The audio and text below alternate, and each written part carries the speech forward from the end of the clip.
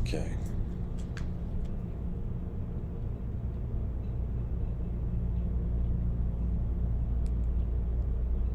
Where is life going?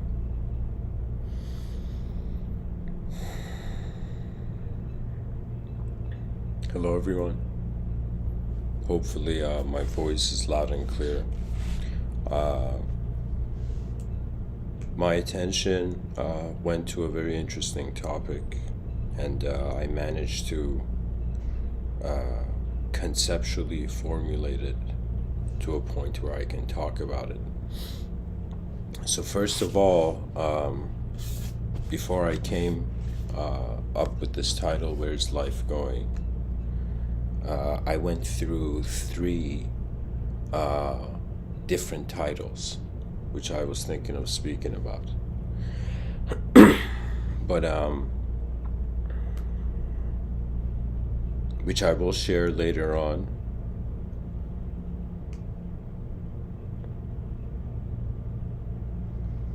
Here, I'll just say it in case. One title was The Mind is Just the Tip of the Soul's Iceberg. Another title was Life Becomes a Lie When the Inner and Outer Life Don't Match. There was one. Oh yeah, and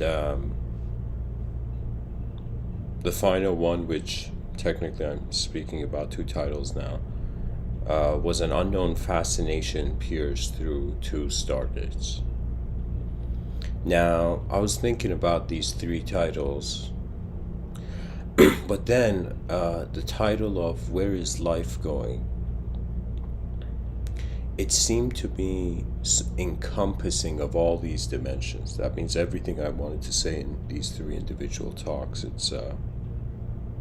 it's found in that question. And I'll start from here, that I was on my balcony smoking a cigarette, looking out at, the sky and buildings. And for a moment, I just thought to myself, where is life going?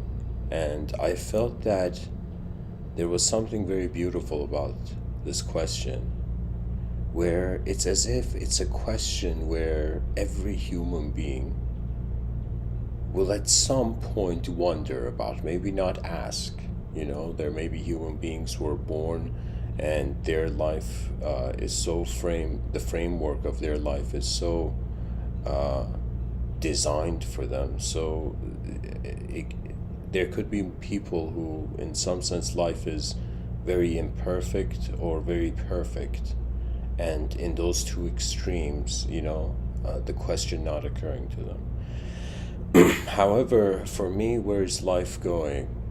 I thought about how that opens up three worlds where I can, in some sense, give an answer to. That means three dimensions that question had meaning for me. But before I get into these three dimensions, I'll say a bit more about the subtitle. When I say an unknown fascination peers through two stargates, to me it occurred that our eyes are actually, they say the eyes are windows of the soul, but in some sense, our eyes are also like gates, where starlight is literally entering it. That means it's the closest thing to a stargate we have, and we have two of them on our face, everybody. So everybody has two stargates on their face, Now, what is fascinating is to wonder about when light enters the eyes of the human being or sensory information, what is the significance? That means it's as if, why does there need to be any sort of consciousness to light, entering, part of the body? That means it's like light hits our, let's say, light hits your, sunlight hits your back, and it's as if, it's not as significant as light, hitting your eyes. You see what I'm saying? It's like, so, but the mystery, I would say, is that the unknown fascination is all about who is looking. It's really the mystery of who or whatever is looking through our eyes. Right now, as I'm speaking to you, of course, I have, my physical body here. There's a physical, like, I exist as a body. And then there's also a mind, that's where my personality and memory-based identity arises from. But at the same time, it's as if my body is like here to be used by the mind, and my mind is here to, in some sense, look at the world and then, in some sense, formulate some strategy of movement. But really, what is the mind? Or what is the intent of intelligence in the human framework? It's all going back to the question of what is aware of sight. Because if we identify as memory, memory is another moment of sight. So when somebody says, oh, I see that I, if it's based on memory, it's just images of light, film snippets of light. Do you see what I'm saying? It's as if there's a view of reality, and then this view of reality becomes a memory, and this memory becomes an identity, and then this view of reality, which has become an identity, is viewing other reality, is viewing the next moment, But to me, what appears is that even though, on some level, we didn't really have a choice. We were kind of like animals who just woke up to themselves. It's like an object evolved into a subject, and then the subject's like, oh my God, am I just an object, or am I more? And back in the day, they believed we were transcendentally. Man had a transcendental position in the cosmos, but further and further as time went on, a sort of veil of just pure materialism arose, to the degree that, believe it or not, many people say they have minds, but if you ask them, what is your mind, right? Or do you know, they would have this response where it's as if my mind is my brain. Do you see? But the mind it's as if it's way more than just a brain projecting light. There's an ability to have a relationship with sensory information where not only a person can close their eyes and see. That means it's like when your eyes are open, you see something, wherever you are right now, just for a second, close your eyes and try to see something, remember something. You'll see that it's as if light is not entering your eyes, but you can see. Okay?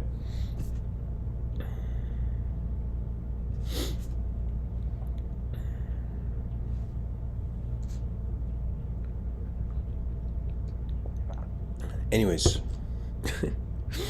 what I'm trying to say is that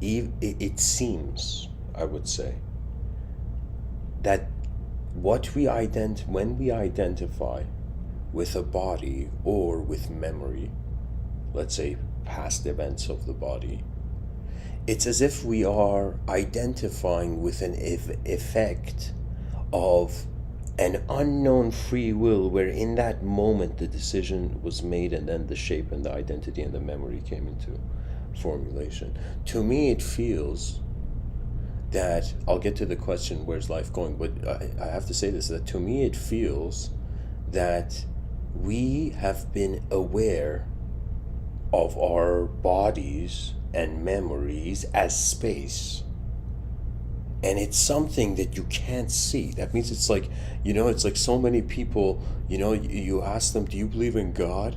And the person's like, I don't believe in anything I can't see, but we don't see space, yet we believe in it. Do you see what I'm saying? Even though, for example, I'm not saying that everything has to be like the world has to clone itself into one religious truth. I'm not saying that. I'm saying that there are invisible acknowledgments of points of meaning in the realm, right? And if the mind is not an object and is a subject, or I shouldn't say it's a subject, it's aware as a subject, or it moves as a subject. in various other talks, I speak about the inner realm and outer realm. Even when I said one of the titles was life becomes a lie when the inner and outer life don't match. Our inner life is very different than our outer life, and let me explain. In our outer life, but the body is like the station. It is the body is like the fix is the axis. Do you see? The body is like the main point, and it's strange because the way we've been designed through evolution is that our eyes are not above our head. Do you know what I'm saying? It's a first person point of view. It is not a third person point of view. Do you see? Again, it's the whole think of it like a Stargate or window analogy. It's as if someone looking out through the window, you're seeing what's outside of the window, but you don't see from where you're looking out the window. Do you know?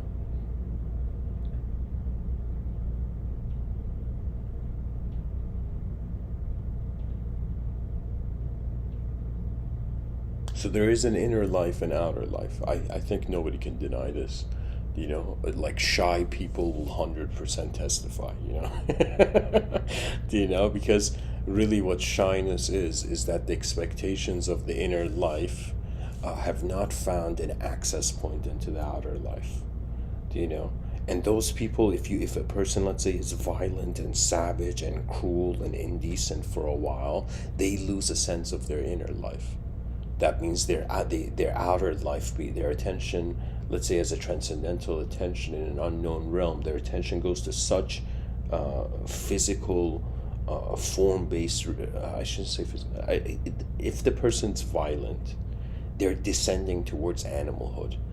And when I say they descend towards animalhood, I'm talking about lesser species that don't have the consciousness of the human being. You see, like a good argument to bring in here, it's as if people may not take this as seriously as I do, but to me, when human beings wore hats, like hats, okay, think you know, the first person who put on a hat or a helmet or whatever, when a human being put on a hat, okay, or let me say it this way, think as if the 1600s in London, in the streets of London, where, like, you know, little kids are like smoking cigarettes and, you know, selling newspaper.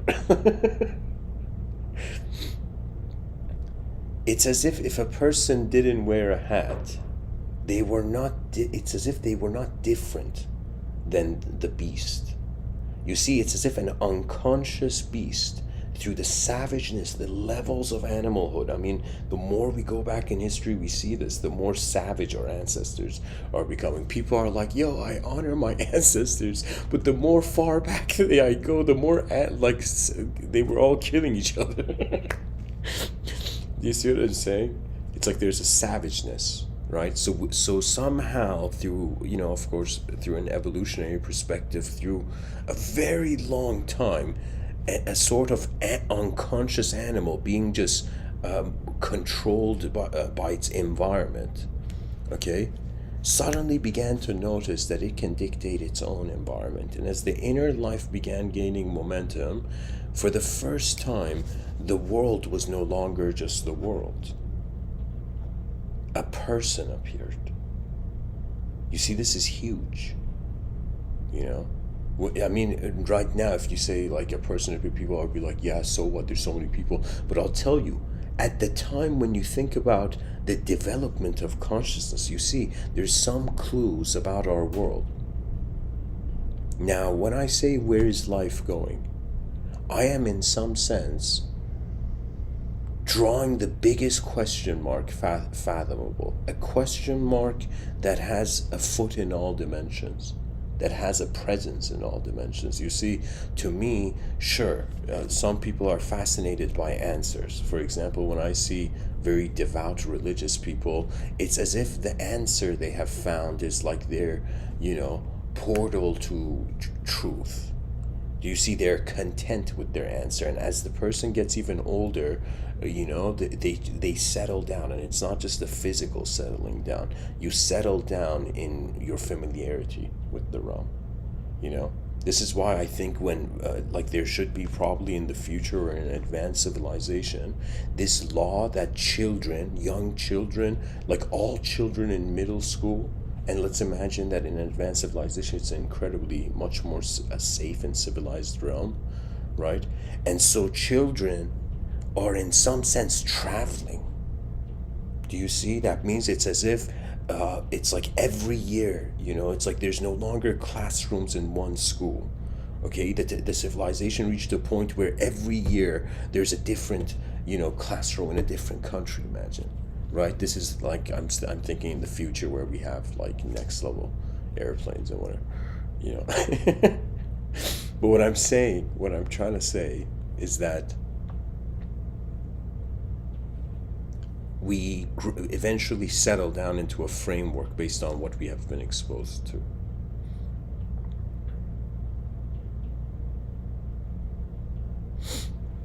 Now, where is life going in this giant, endless question mark?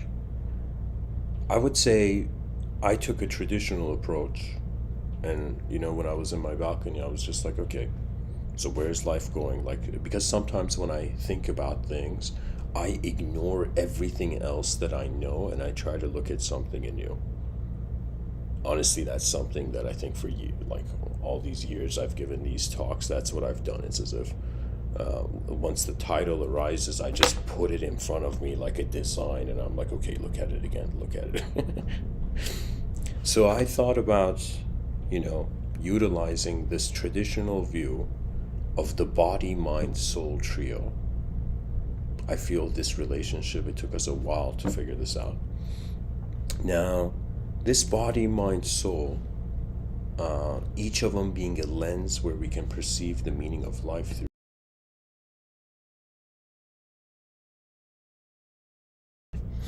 I would say that this is probably like the best part of one of the best parts of this talk. So guys, imagine I'm sitting on my balcony looking at the sky, and I'm like, where is life going? And I'm like, let me ask that as a body.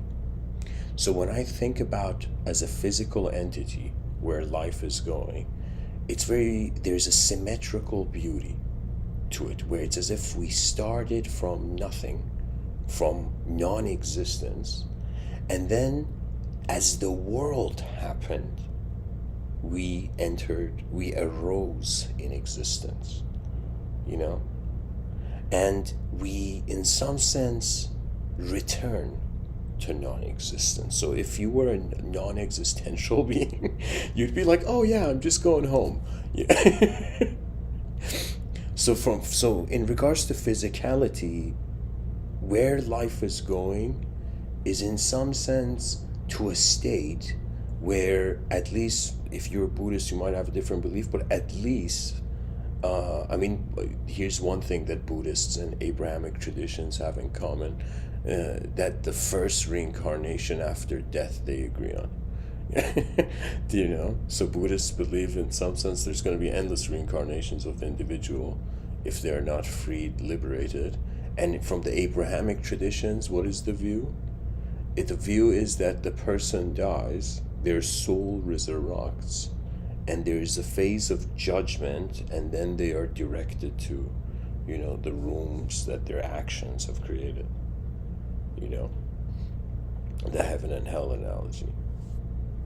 So, but anyways, in regards to body, the body goes into nothing. So technically, where life is going is trying to express itself or experience itself as a body, or the body's movement.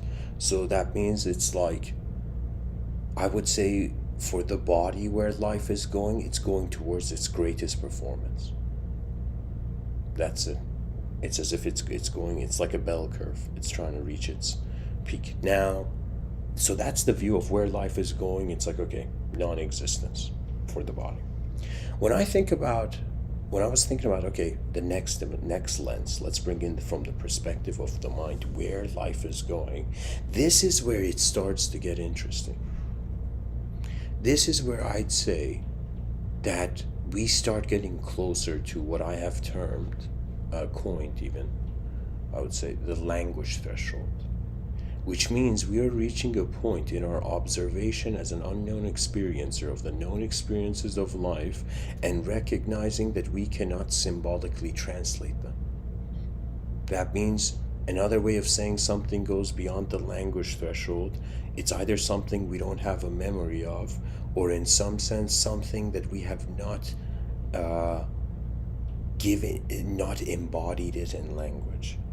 That means think of experience poetically being like a soul, and language being like the embodiment, the reincarnation. So somebody experiences skydiving and then they open their journal and they're like, yeah, fell from the sky today.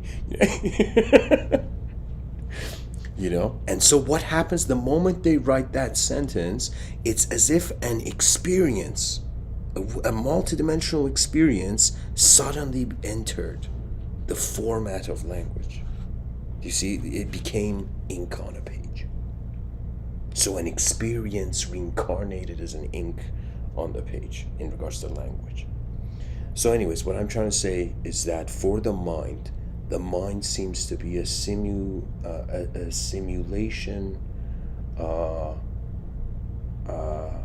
oriented biomechanism. That means really when I think about, so many people say, I don't have energy to do that. It's like, I don't have energy. It's like, yeah, why do we need energy? To simulate.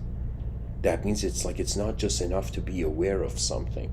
Concentrated awareness, in some sense becomes the life force. It's another way where, I don't know who it was, but some genius scholar had said something. I remember reading the quote. I don't remember who said it, but I remember the quote, where they said that just like the sunlight, the moment it's focused, it starts burning. That means think of a magnifying glass. When I was young, I'll tell you, I remember like PS1 had come out, PlayStation 1, and people are going to be like, Mr. Within, how old are you? But I'll tell you this, even though PlayStation 1 had come out, it's like, I remember I would play outside, and I think this was even before that. Maybe this was before Sega, But anyways, I remember, like, I have a twin brother, and me and him, we would get like this, black plastic bag. We would get these magnifying glasses. We would go underneath, like where there was sunlight, and when you put the magnifying glass, like the way the bag is, it starts burning. So it starts creating lines on the bag, right? I mean, I'm just saying this is something I did. I mean, people have to be cautious in their own way. But anyways, so there was a concentration, a sort of focus, and then the focus suddenly, brings the meaning.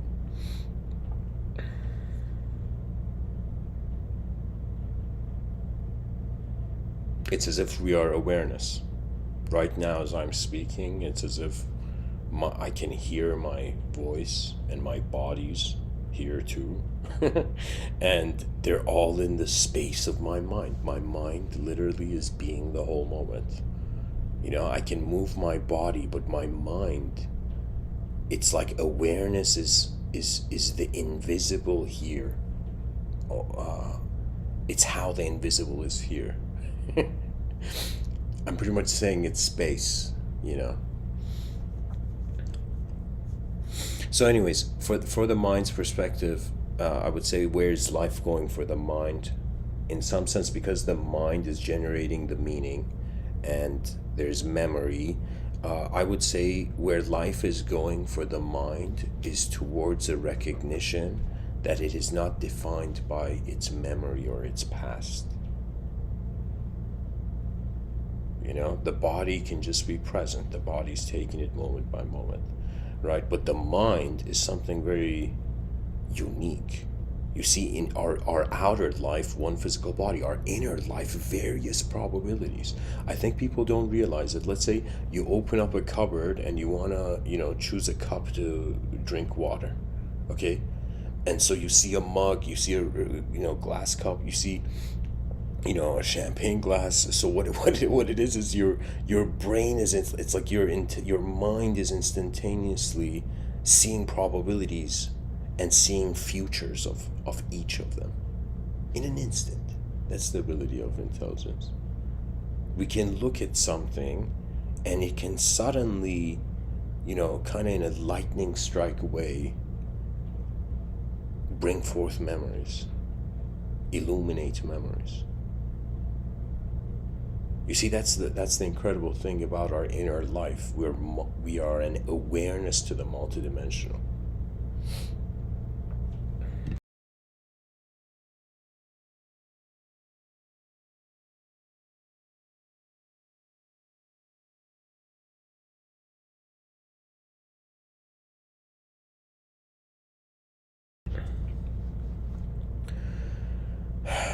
So as a mind, where is life going? It's where effort and attention lead. So for the body, even though we have free will to move it, but its destiny is kind of there, played out. For the mind, we think that it endures to the body. It could be that there's subtler fields, like onion style, where a dimension is kept within other dimensions, and all those dimensions are being one thing, one moment. But for the mind, it is the greatest simulation. Truth, the search for truth.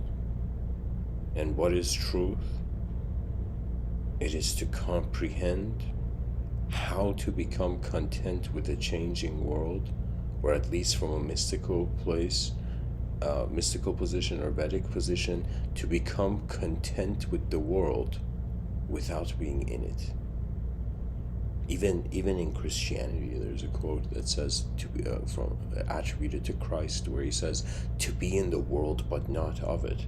You see, I think that's where divine attributes arise. That's where true compassion comes from. Because if one is in the world and they are of it, they will be reactive. They will be bound by whatever happens. It's as if like the forces of nature are like a giant, and this giant grabbed the person and it's like throwing them around. Do you see what I'm saying? It's like maybe a bit of an intense metaphor.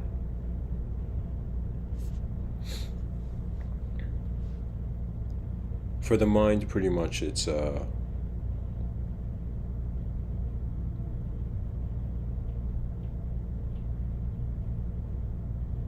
here, I'll say it this way. Think of it as the body is like the pen, right? Or like the brush. And the mind is what is being painted. Okay? So for the brush, the purpose of the body is like for consciousness to hold on to it as long as it can, as if the painter needs to hold the brush well. Okay? Now, after the brush is in the hand, after the body is in, let us say, awareness or in consciousness, right? The painter begins drawing, right? And what's important for the mind, I think this is the reason why human beings have desire, is to paint well. I have noticed that, first of all, I mean, I think it's fair to say nobody is perfect, and at the same time, nobody is imperfect. Nobody, it's as if we're neither.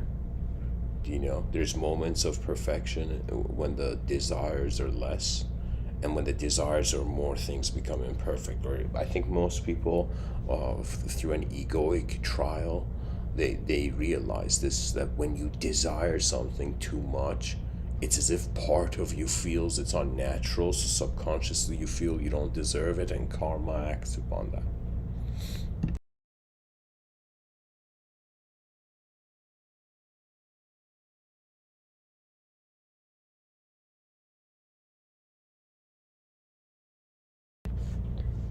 Now, when it comes to the soul, Or here, I could say it maybe add another dimension before I get to the soul.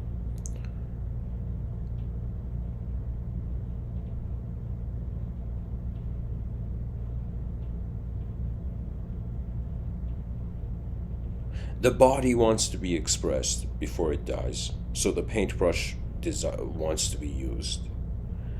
The mind, where it's what's being painted, wants to be painted properly, which is another way of saying it's not enough to just be a physical being. We also seek a sort of psychological harmony, or some sort of psychological, self-attained perfection.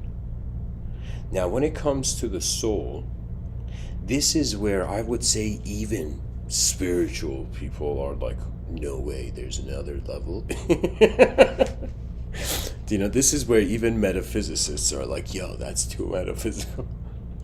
Where, here, I've written something here, I gotta read this. So it's a question. How can the mind know the soul if the soul is beyond the mind?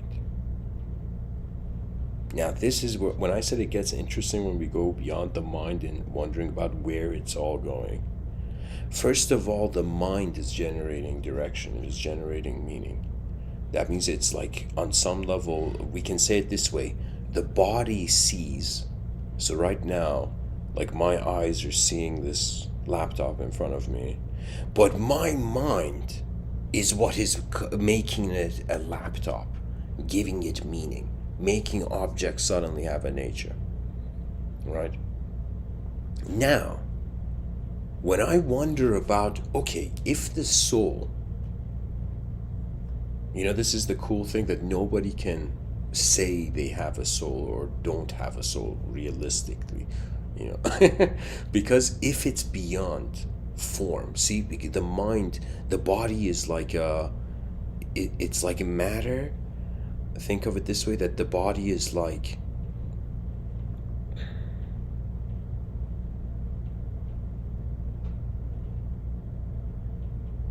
or I'll say it this way, the mind is an awareness of shape. And on some level, if you take away if I can say, narrative of life, for a moment, not complete, but for a moment, just to think, okay, let me just for a second not create the axis of meaning as myself. It's as if space has been dealing with shape from the beginning of its life. That means on some level, we are an awareness to changing shape. Isn't that remarkable? See, when I say person, then it's like that changes. But if you just see it as if you're a designer, just a pure observer of geometry, it's honestly shape. Everything is shape. I have even this theory that everybody is a genius level designer. Now let me explain what I mean. I mean that if you think about it, let's say somebody who designs or draws, your attention has seen so many different lines, so many different variations of things. That means even when I look at my laptop, it's lines. If I take it as a 2D view, it's like, it's just lines. But when I look at it as a 3D, then it becomes an object. And when I, for a moment, just ignore that it's an object, it's just geometry in space, geometry and matter in space, it suddenly is a laptop and has cultural significance. You see, there was this scene in this show where somebody had this kind of like, it was this thing on Netflix where there was this character who had this orb, where the orb would show the truth of everything. And then that character stopped using that orb, because that glass orb, because that character said that it was too much. It was like when you see the truth all the time, you become sad, right? And so that was the significance. right? That if we truly seek existential truth, not experiential truth, but existential truth, we are actually going to become upset at how experience is fading. That means it's like a candle wanting to know why it's a candle, but in its reverse engineering of its physicality, it destroys itself. So what I mean by that is that it's as if there's something, and then this thing becomes conscious. It wonders about itself, but if it seeks a wonder of like pure truth, then it stops being alive. You know, the poet Rumi, I say this often in these talks I give. He says that just like a bird needs two wings to fly, chaos and order. Two wings to fly. It's like the mind requires chaos and order to function. Now, if instead of chaos and order, you look at it as truth and illusion, that means we need an illusion to have a concept of truth. We need truth first to even have an illusion. Do you know? Because what is it an illusion of? Do you see? Or you can think of it as if, like, if you're looking at the order of something, it's as if how it's in order is because it is in some sense a deviation from the chaos.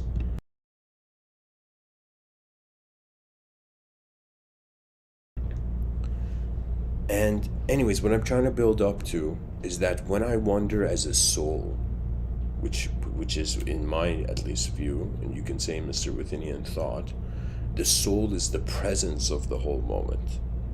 That is the only thing to me that is inconceivable, because what I consider to be conceivable are fragments of a totality. You see? It's as if we can't see the whole cosmos, but we can see like the moon, you know, or the sun. Do you know what I'm saying? It's like we can see parts of a system, but if we were to see the whole system, we would no longer be an individual part of it to have a relationship. And I think it's the same when it comes to trying to resolve, the mystery of truth, or truly seeking the ultimate. That the ultimate is actually a dehumanized state of how the realm is being before anything was happening. So it's another way of saying those who seek existential truth, you will become conscious. Your consciousness is being led towards being energy. That means your understanding of reality is you're going to be an energetic being, but not a. It's as if once you get rid of the illusions, it's as if there's only, or think of it this way, Hafiz says this thing where he says the sun hits like endless objects, and each object casts a shadow, and those shadows are being considered as truths. Now, if the object is causing the illusion, it's as if when you get rid of the objects, it's just like pure sunlight. I'm pretty much saying the journey towards existential truth is towards pure being, which is beyond humanized personality. But if we wonder about experiential truth, then the only way out of just ending up as energy, or kind of like energy, like a dolphin, like jumping out as an animate individual entity and then suddenly going back into the water of pure energy. So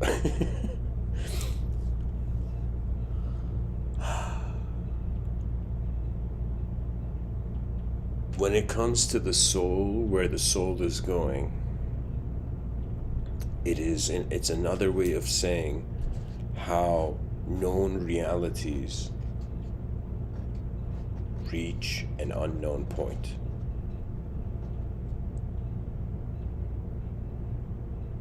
Or a known personality reaches an unknown presence.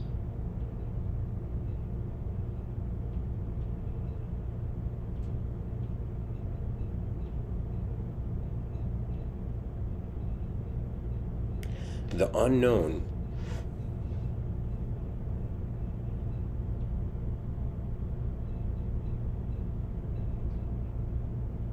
is where all linguistic analysis, all meaning dissolves.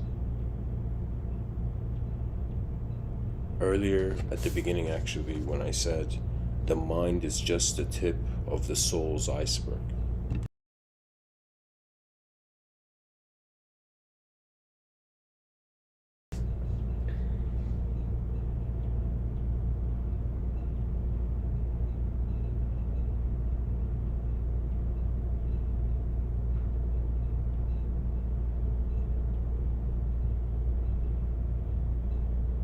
It's another way of saying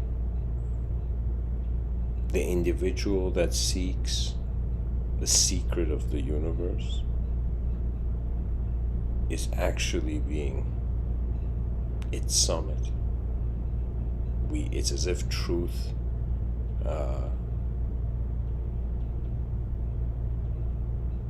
we are processed truth.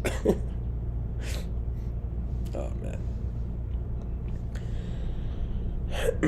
Now, for the soul, pretty much it's going beyond location. It's beyond it's going beyond the activities of the mind and beyond the activities of the body. It is going towards the inconceivable. And if you have this view where, here, there's a quote I shared in the subtitle, not subtitle, in the description of the video. It's from this mystic from I don't know how many hundreds of years ago. What he says, creation's highest aim and most sublime result is belief in God. The most exalted rank of humanity is knowledge of God. Now, if God is being considered as an inconceivable source, okay, it's as if knowledge of the inconceivable source cannot be in conception. So it's as if one has to, it's kind of like a riddle where you're looking for an inconceivable moment in a changing conception, a changing film of conception. And the only way, just think about this, imagine a character is in a film and that character wants to understand who's watching the film. So imagine you're in the cinema, you're watching a film on a screen, there's a character in that film, and that character is like, oh my god, where am I? You know, it's like, who's watching me? And the only way is for that character to, it's for the film of this changing world that is bringing forth conceptual meaning to go on pause. And in that instant, the character realizes that it is just that what it thought, where it thought it was a character in, was actually nowhere. You see, I feel the Buddhic nothingness, or the emptiness that Zen masters try to contemplate. It's not an emptiness without content. It's which is a strange sentence to even say, but I'll say it like, it's kind of like to discover that a dimension, it's to discover the hollowness of the dimension of the illusion. So it's as if it's another way of saying, when that character in the film, or let me say it this way, better example than a film, video game. Okay, there's a character in the video game. That character is being moved by, let's say you play a video game, you're moving that character. Now, when the character stops, think about it this way. When the character in the video game stops moving, it's another way where all the yogis were like, renounce your desires, renounce your worldly attachments. That's another way of saying, stop playing the game for a moment, right? And when the let's say a mysterious unknown fascination that is playing this game of life for a second stops playing it, and there's a mystic by the name of Kabir where he says, they asked him, how long does enlightenment take? And he says, half of an instant. Like, that means it's instantaneous. So it's like, once the let's say for now, the soul that is playing the video game, where it's as if where the body and mind are in, which are the part of the video game. You can say the mind is like the computer and The body is like the pixels on the screen, you know. So when the soul, when the hands of this video gamer just for a second get off the hardware and the attention goes beyond the software, beyond the computer screen, that's another way of saying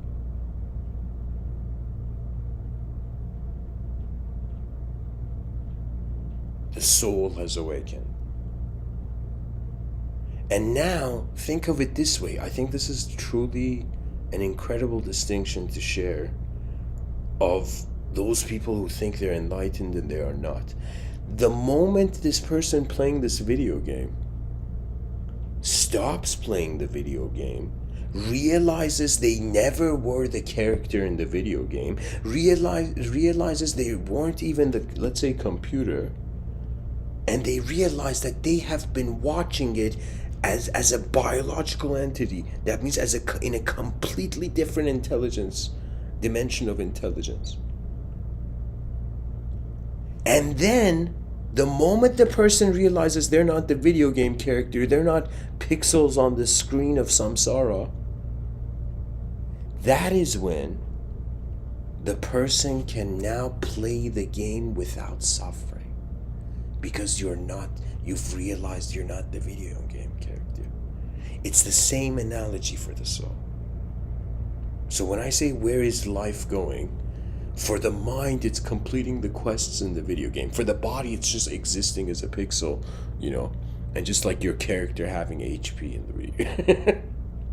But for the soul, it's like hands off the game.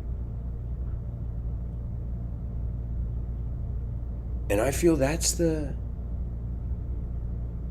true presence. Now, there are so many different challenges because, when I shouldn't say it like that. Maybe I should say it this way. That, for example, in Tibetan Buddhism, there has been monks that have gone to the mountains, evidently, and they've meditated to such a degree where their body kind of like dissolved into light, or like such hard energy where the monk kind of like self-immolated into another dimension. Okay, this is, you know, you got to take this, you know, with a grain of mythology. You know, they say grain of salt, you know, with a grain of salty mythology.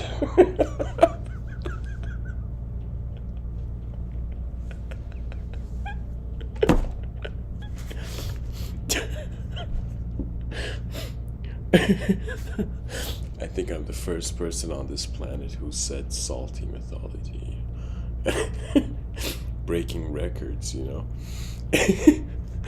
But anyways, what I'm trying to say is that where life is going for the video game character is an acknowledgement beyond the dimensions of the mind and body, beyond the dimension of the body. You can say, let's say you're a human being, you want to be content from the body, you got to realize it's pixels. Like if you take the video game analogy, which is another way of saying it's as if we say it's my body, but it's actually the periodic table. You know, it's the cosmos. It's for the cosmos. That means, yeah, I think we've rented the periodic table for a little while. That's the contentment you find with the body. You know, it's like a vehicle you're in. Again, the pixels on the screen. When it comes to the mind has a quest, which is like, you know, the person wants to play the video game. Now, I haven't really played this, but there's this video game called World of Warcraft, and it's like this multiplayer online game where it's like it never ends. The game never ends. They keep creating like new levels and patches or something like that, right? So think of it this way, how all the yogis were like, you know, get out of samsara, transcend your mind, you know, don't get attached to karma. It's as if there's a desire to be in the video game, that video game realm is endless, right? But the moment the person snaps out of the video game, snaps out of how what they're identifying as is not just a chemical simulation, an elemental simulation, and also a linguistic simulation. I think honestly this is the route towards inner peace, an instantaneous recognition that, and for me the best way I found to explain the soul is like it's 100% unknown. You know, that means only when I say your presence, when you truly think of it this way, a known world requires to be understood by a known self. You know, a known presence requires a known self. An unknown presence requires to be understood with an unknown self. Which is another way of saying that in each dimension that a self finds itself, it is like it has to acknowledge itself as source, as the source.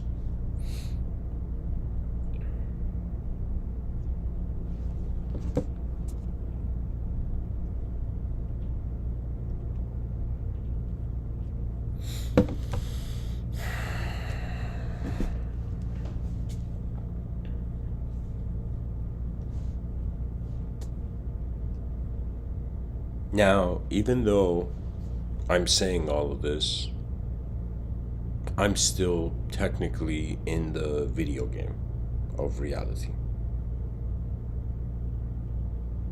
You know, I'm like a character inside a video game saying to all the video game characters, hey, maybe we're not just video game characters. But really, I have found, maybe not completely, maybe there's more of my, more mysteries in my life left to be revealed in this lifetime. But until this point, I have come to a familiarity with experiencing unknown moments of my own being. I would say that is, if somebody asks me like, what are you most skilled at? I would say finding myself in the unknown and to watch beyond the automation of the environments, of the inner environment and the outer environments. In the inner environments, it's like an accumulation of memory. In the outer environments, it's like genetical memory. And these are like patterns that keep on going.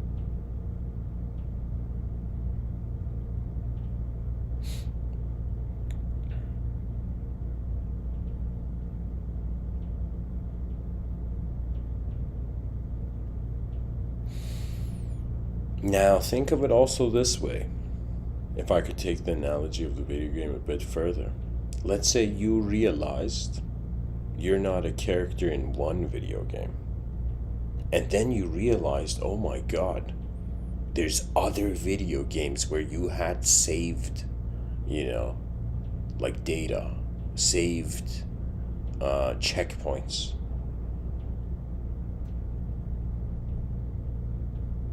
Just like a human being can, let's say, play different games, an unknown viewer has manifested in many known ways. And once we remember this, the knowledge of that comes. It may not be necessarily relevant where in one dimension the person was like a human being, in another dimension, I'm saying hypothetically, in another dimension they were like an extraterrestrial, in another dimension they were like a planet, so it's like, they asked the person, what were you in your past life? He's like, buddy,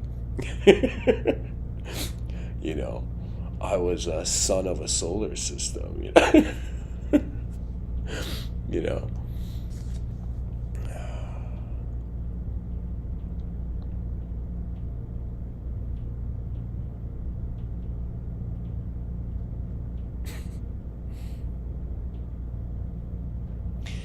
There is also fear.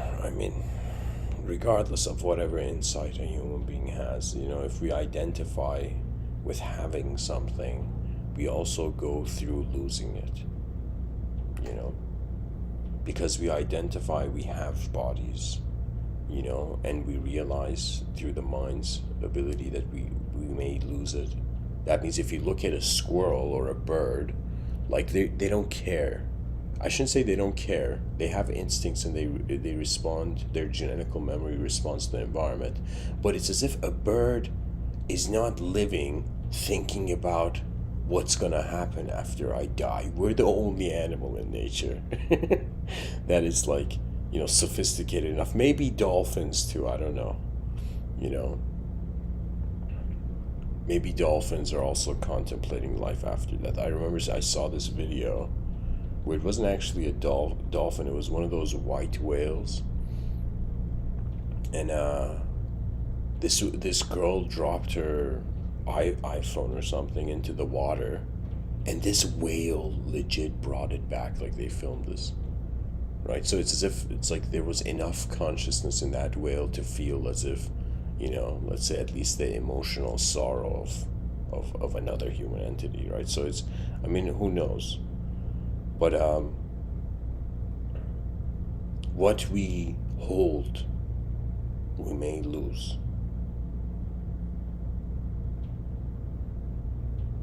Which is another way of saying that we don't play the video game forever.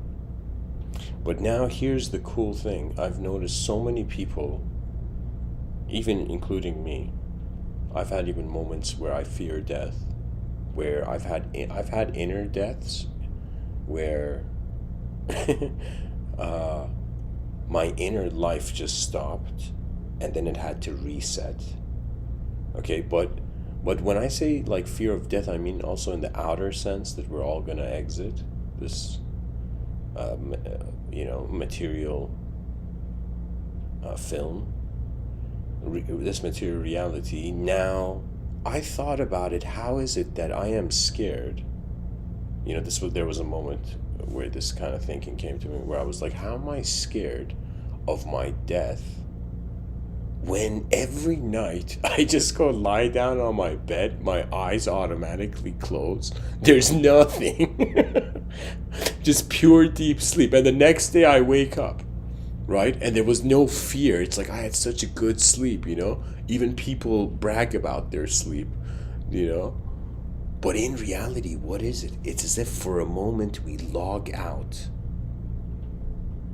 of the game of life, to the point where some mornings I've woken up and it felt as if I arrived from somewhere. It felt as if I was traveling, but there was no image. It was just pure deep sleep. But that feeling you get where you get off a bus, or an airplane, like that, that feeling of where it's as if you've returned back, to something from somewhere that was unknown. So you see, there's an incredible mystery, first of all, in regards to the dimensions that life is in.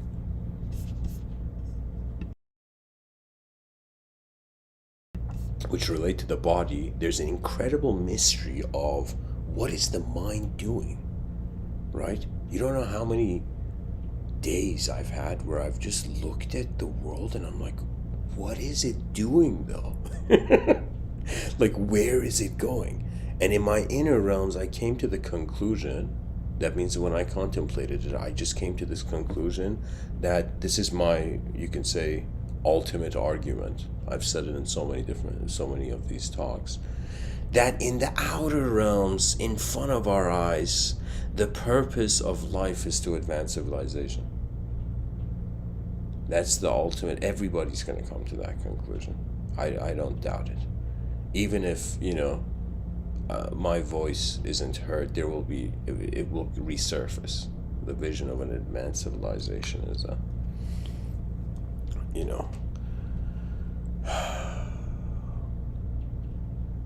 it's beyond one man's voice. So in the outer realms, it's to, again, greatest performance of the body and advanced civilization. We build it. When it comes to the inner realm, I've said advanced communication, but more and more I'm starting to realize that in order to advance communication, it's as if we have to attain some sort of freedom. And when I say freedom, you can think of any concept as having a conditional side and an unconditional side. So when we find unconditional freedom, that is when suffering cannot exist and simultaneously neither joy. It's content, not that there isn't bliss, like there is supreme bliss. It's like you look at life and you're like, wait a minute, atoms are moving, in accordance to their own designs. It's like, it's remarkable.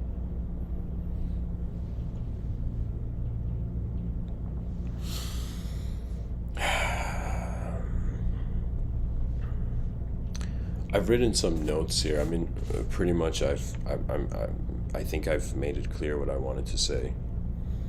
One last thing, which I think it's maybe I'm re-emphasizing, but just also that analogy where the body's like, the brush, the mind is like what's being painted, and the soul is in some sense the hand holding it. Right? To me right now, it feels like I feel like, regardless of all that I know, I feel like I'm held by unknown space. That we human beings act like we know in our microcosms, but the macrocosm is unattainably unknown. It's so unknown. Like, is it like, to me, I don't know why this is so intense for me, that I feel it's like on a rock in the middle of nowhere, we started storytelling everything. We started making a story out of everything. I mean, just take that in. All the knowledge we have now, on some level, it's not that like we haven't had progress. I'm not saying like everything's meaningless. I'm saying that it's incomplete. That it's as if even science, and when I say science, of course, it's not like science is like a religion. It's like there's the scientific method and different fields where that methodology is used. But I would say it in this way, that unless the whole cosmos, the whole observable universe can be indexed, which is impossible, it's like we'd also need to also index the unobservable universe and then pure certainty. So everything till the end of time, when it comes to language on a rock swimming in the middle of nowhere, is theoretical.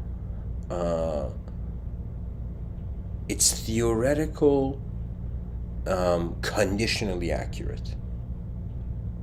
That means it's like the way the forces of nature are acting now, maybe in a long time, it may act differently. That means even though in scientific understanding there's constants, but our certainty of how long these constants are there, it's as if like everything's changing, right? So it's as if our intelligence has to match that change. And if it's multidimensional, like a multidimensional system that's changing, and our intelligence is just one dimension of that multidimensional system, it's as if there will be this feeling of incompleteness. Now, that quote I read earlier from Said Nursi, where in this, in the description, where he says the most exalted rank of humanity is knowledge of God. You see, religion has a strange approach, a very unique approach. Not all religions, Abrahamic tradition, where it's as if it's through, and I think, religious theologians may, verify what I'm saying, that it's as if not only fear of God is the beginning of wisdom, but it's the monotheistic religions, it's all about submission. But submission of what to what? The submission of the conceivable to the inconceivable. The submission of the visible to the invisible. Now, What does that mean? Even with the concept of faith, it's as if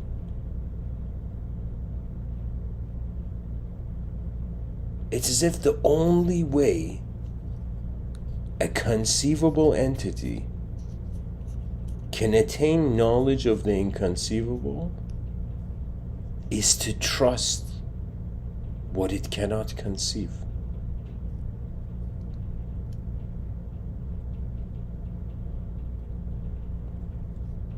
You know, some may say we are the universe disguised as a person, you know.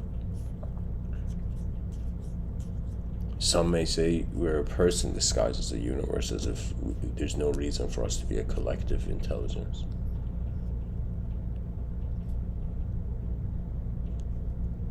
But I don't know why, this inclination to, at least through a feeling,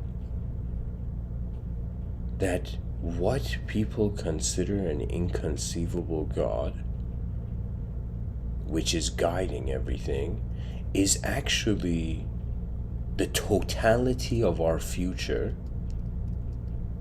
of everything's future, which from the future it's going to the past, to the present.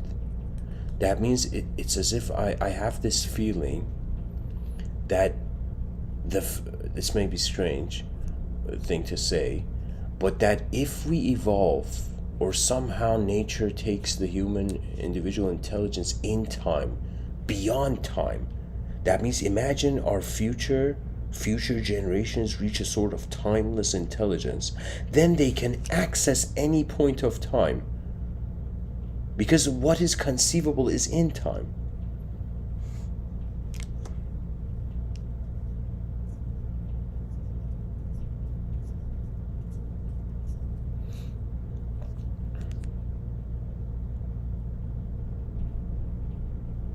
There has been moments where, you know, I mean, when I was younger, I entertained this notion of, like, you know, spirit guides and whatnot, you know.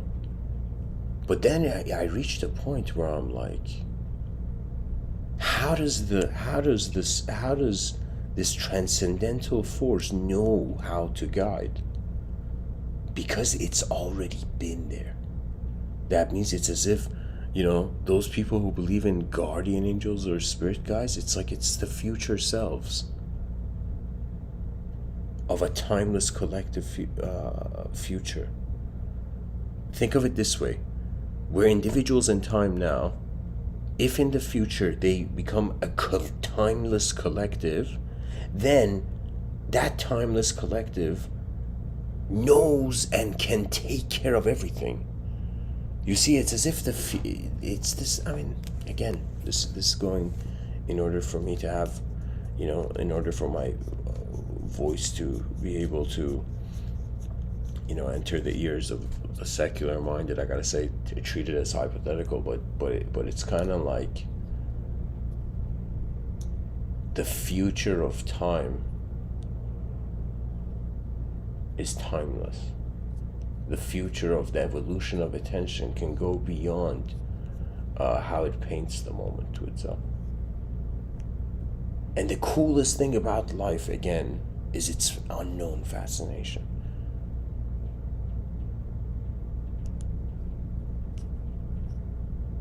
Like, that's what makes it worth going. Because, I mean, think about it. Imagine on some level everybody knew everything. It's like you wouldn't need to do anything. It's like there would be no more attainment. You know, it's the unknown factor that keeps us, you know, wondering if, you know, our eyes are open elsewhere. And so where life is going is how the contentment of attention and energy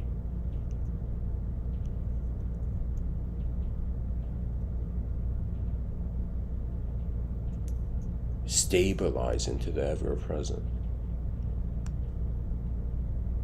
You see, the more you look at life and you wonder about how it's being, the less conceptual, the less, you know, there's a self involved. You know, a person can even say how many different ways of looking at a moment or a situation are there that surpass humanized perception.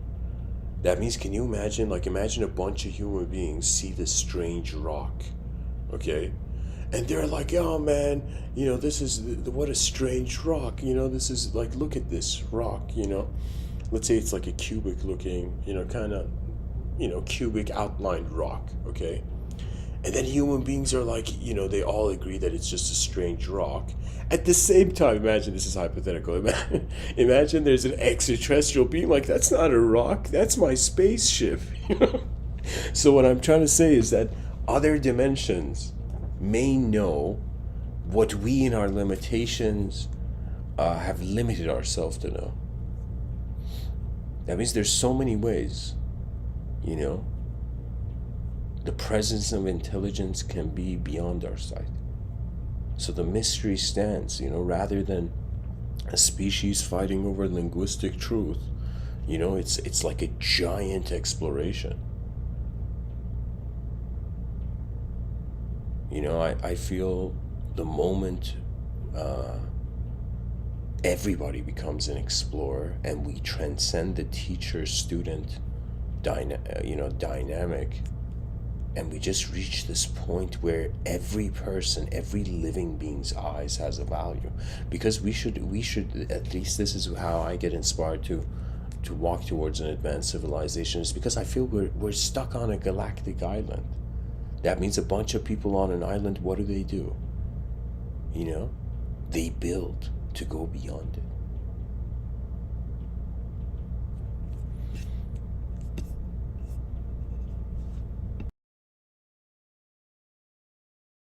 Anyways, let me just look at my notes and see if there's anything else left.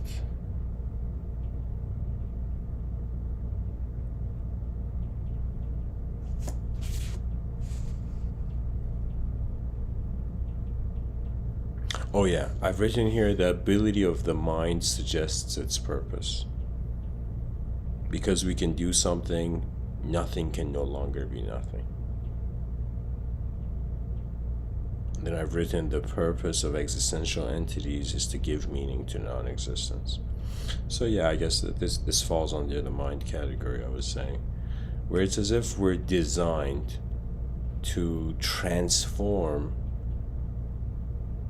We're designed to respond to non-existence, which is our existence. So it's as if our existence has a meaning in comparison to it. It's like we what's the term I'm looking for? Transmute non-existence into existence, and the mere presence of our existence is like giving the emptiness of the realm meaning. You know, somebody may think my life isn't meaningful, but when you look at it in regards to how much doesn't exist and how much exists, it's as if we're like a, you know, again, rare alignment of the planets in regards to how there's even a creature here. The planet's not too close to the sun to burn, not too far to, in some sense, you know, freeze and whatnot.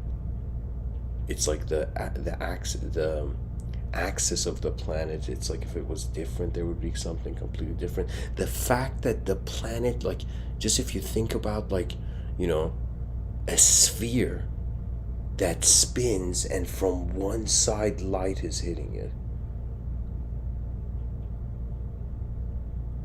Like the fact that celestial objects spin, so it's as if it's designed for the life form to experience night and day. If we you know, localize a cosmological fascination to just, you know, the significance of the human being. But ultimately, where life is going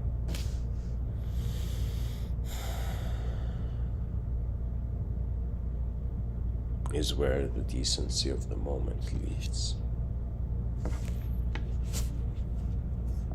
So before I end, my attention's come to the chat section, If there's questions, feel free to share.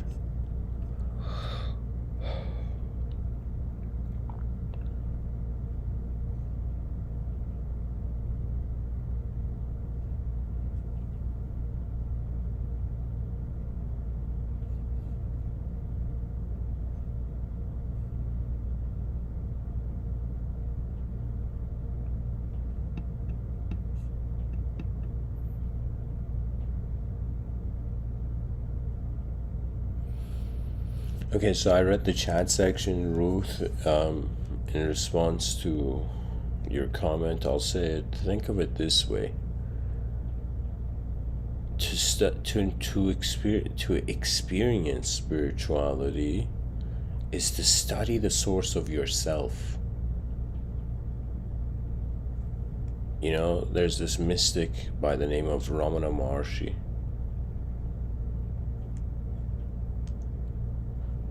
And let me actually read something from it.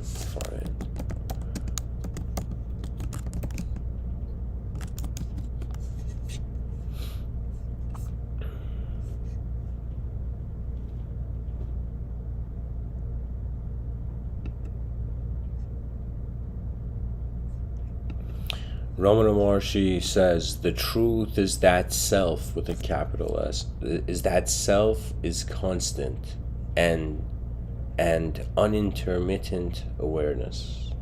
The object of inquiry is to find the true nature of the self as awareness. Let one practice inquiry so long as separateness is perceived.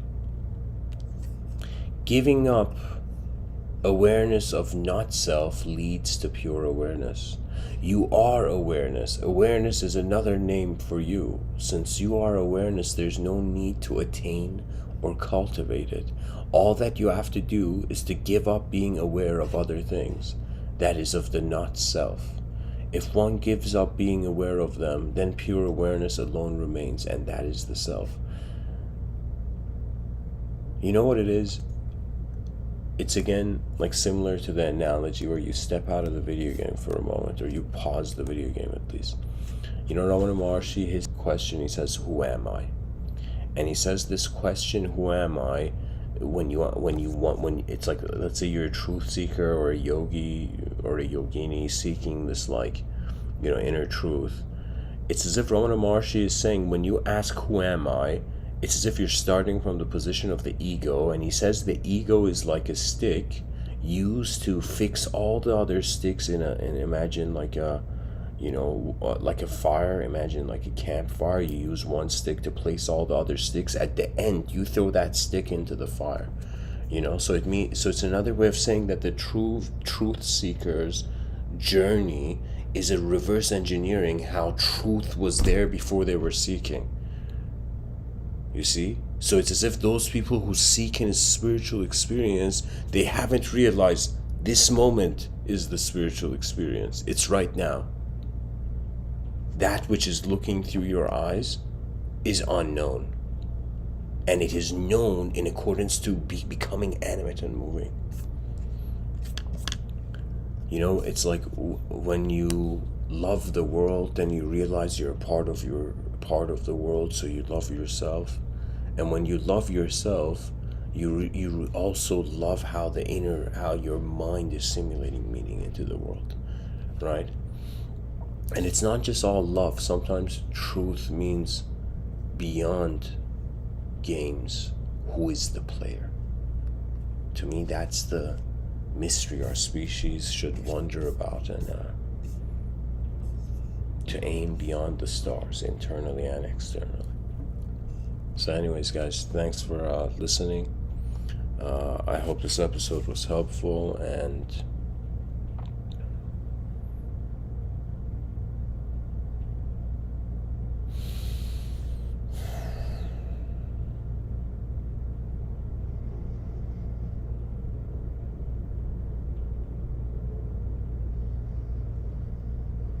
perhaps the awareness of the world is beyond the world.